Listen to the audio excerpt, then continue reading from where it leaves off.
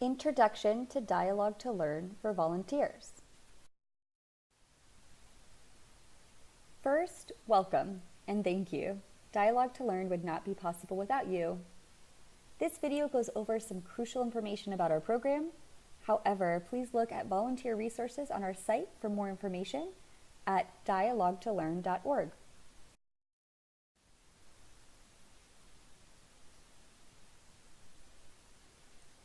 This slide covers the basic commitment to complete the Dialog to Learn program and help a student from a low-income elementary school in your neighborhood improve their reading, writing, and comprehension skills closely linked to future academic and professional success. Response time. We ask all volunteers to respond to students' emails within 48 hours of receiving them, during regular business days excluding Saturdays, Sundays, and national holidays. For example, if a student sends an email at 11 o'clock on Thursday, we ask that you respond by 11 o'clock on Monday, or 48 hours excluding the weekend. Hopefully, this provides ample time for you to get back to your digital buddy in your busy schedule, but also allows teachers to plan and schedule ahead. See the cycle through.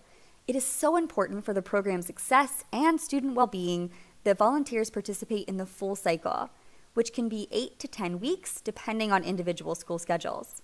Protocol for absences and early exit are available on the website. Model correct language and grammar usage.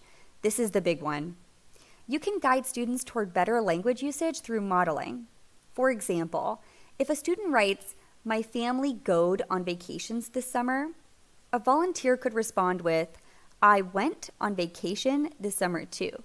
My vacation was really fun. I went to Disney World." By using modeling, we are able to teach the specific rule of language that the student is missing without directly pointing out mistakes.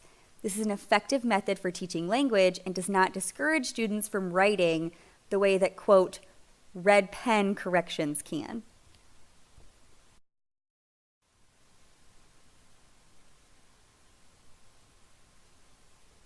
This slide covers best practices and tips for writing great Dialog to Learn responses. 1. Write about the same amount as students. If a student writes 8 sentences, you should also try to write 8 to 10 short sentences. 2. Do your best to let students lead the conversation. Try to stick to topics that students introduce. If they bring up soccer, talk about sports. If they talk about their favorite food, share yours with them. Maybe even share a fun and very simple recipe. 3. Use full language in your response.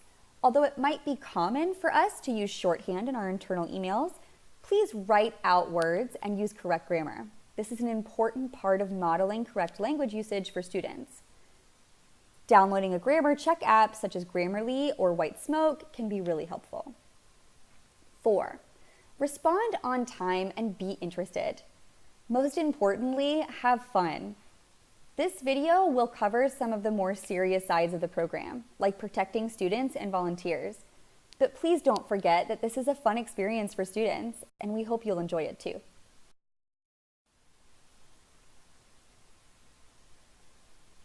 Generally speaking, we encourage students to lead the conversation with topics that are meaningful to them. However, sometimes students may forget to include questions for you or have a difficult time generating conversation. We have constructed a list of possible topics to discuss. You can find a list of topics to spark your imagination on our website under Volunteer Resources or through the link on your screen. It looks like this. We at Dialog to Learn are committed to providing volunteers and students with a fun and safe experience. We encourage volunteers to talk about Dialog to Learn and even brag about their digital buddies to their friends and family. However, please keep any personal details of your digital buddy's story to yourself.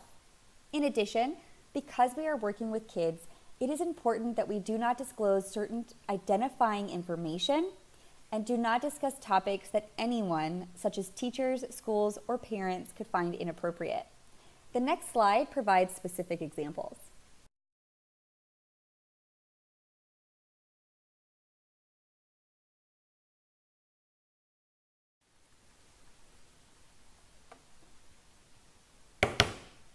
To protect students and volunteers, it is prohibited to share the following information: Failure to comply could result in volunteer or student removal from our program. 1. Last names. We ask that students and volunteers only exchange first names or nicknames. 2. Addresses. 3. Phone numbers. 4. Information that would allow the other person to easily identify you outside of Dialog to Learn's safe environment. For example, writing, "I live in a house near a park" is great. We want you to share personal things with your digital buddy and get to know them. However, writing to a student, "I live in Mountain View across from Rangsdorf Park on Rangsdorf Avenue in a pink house," provides information that could allow the student or someone they know to easily identify you and where you live. 5. Do not in any way indicate your location at any time. 6. Do not share photos of yourself, your home, or your place of business. However, photos of cute cartoons are always welcome. 7. Inappropriate topics, including topics that could be viewed as influencing students' opinions. 8. Sexual topics or language. 9. Explicit language. 10. Political or religious opinions. In the end, if you are unsure whether a topic or word could be considered risque, it is probably best to refrain from discussing it. This does not mean that we do not want you to share things about yourself. For example, if a student asks you if you go to church, an acceptable response is, "No, I do not attend church," or "Yes, I do." However, if a volunteer responded, "No, I do not believe in God because science is the only thing worth having faith in," that would be considered leading a student's opinion. In the end, we are not trying to promote religious or political views. We are here to help students improve their reading and writing skills.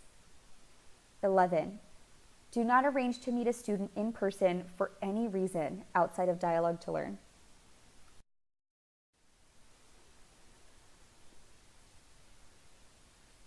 Keeping children safe is our highest priority. Although unlikely, please report to Dialog to Learn immediately through email or through our website if you feel a student is in danger for any reason, or if you have noticed signs of something inappropriate going on at home or at school. If you think a student has written something that could be a red flag, contact us immediately. Even if it is just a hunch or a feeling of intuition, we can alert the teacher and get the student help if they need it. In addition, please let us know if a student uses inappropriate language. Tech is great, but even it has a hard time keeping up with the new and creative spellings of some words.